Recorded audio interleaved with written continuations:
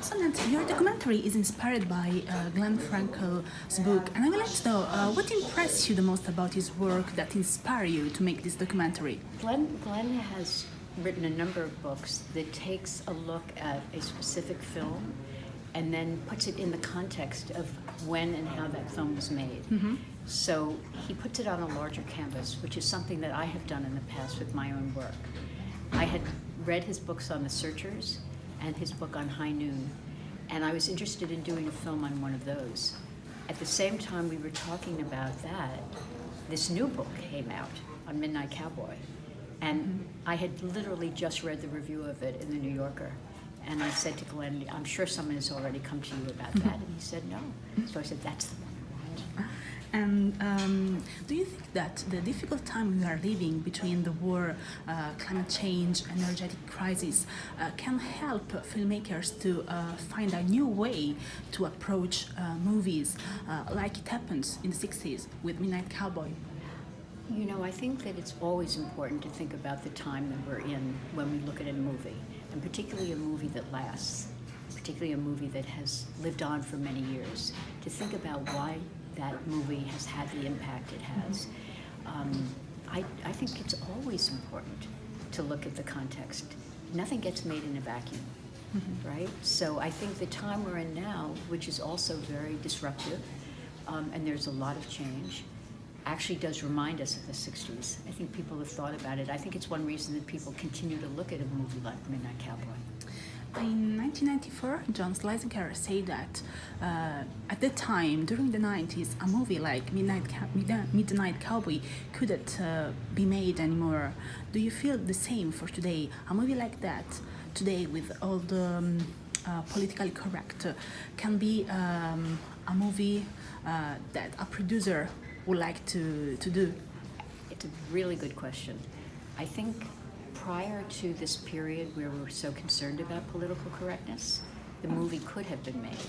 But now we're in an era where we're being very careful and very sensitive to hot button subjects, you know.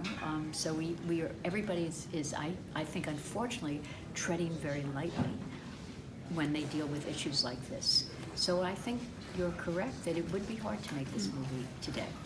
And your documentary isn't focused only on Midnight Cowboy, but it talks also about the 60s and how that cultural and political period impact on people's lives. I would like to know if you remember that days, if you were aware you were living in a decade that marked a change in history. I'm not sure I can answer that question that well. I'm not sure I can remember it. But I am, as I say, I am very interested in how a period of time affects the art and the culture of that time. I think one thing impacts the other. We like to say about this film that this is about an era that changed a movie and a movie that changed an era. And I think that probably there's more of that than we realize, that there are many movies like that that have been impacted by the decade they're in and also have had an impact on the subsequent decade. Your documentary is full of interesting interviews, and I would like to know if there is one in particular that impressed you very much, because when I saw it, I was really impressed about John Voight, how he reacted thinking about what they did at the time. There is a moment that for you it's really maybe a little bit more moving or inspiring about all the interviews you made. They were all wonderful, and one of the things that excited me about the interviews is that their personalities came out while they were doing their interview. They were not talking heads. They didn't just come on as experts to talk about the film. Their commitment to the movie, John Voight in particular, you could see how moved he was. But you know, Bob Balaban and Jennifer Salt, you could feel their connection to the film. And then the people who weren't in the film, you could also feel how strongly they felt about this film and the era that it was made in. You listen to someone like Lucy Sant, who talks about what it means to capture the zeitgeist and reminds us that sometimes we don't even know what the zeitgeist is while we're living in it. So there were moments like that that registered and made me feel like we can really make a very deep and layered movie because of what these people were bringing to it.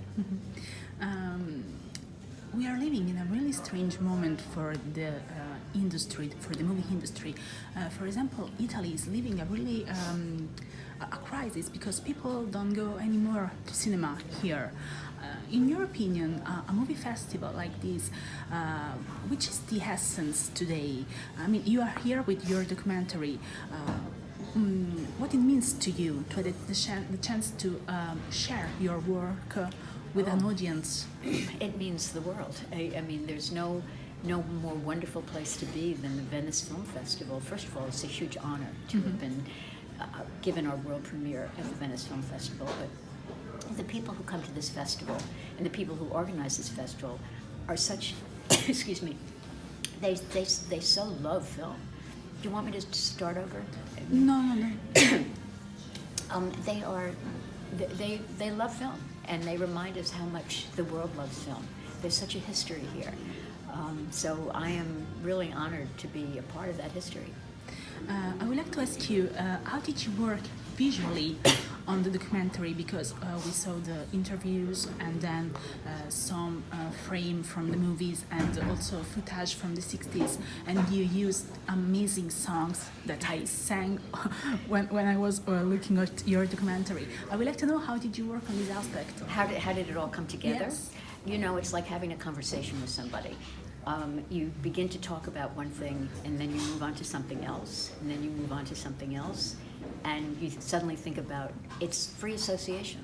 And so even though you know the way you know the story you want to tell, but you may not know how you're going to tell it. Just like you and I are having a conversation, right? And the same thing happens in making the movie.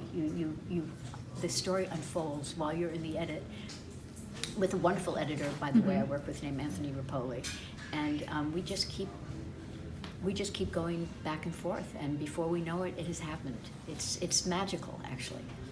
Thank you so much for your time. It's been you're a pleasure. very welcome. Thank you.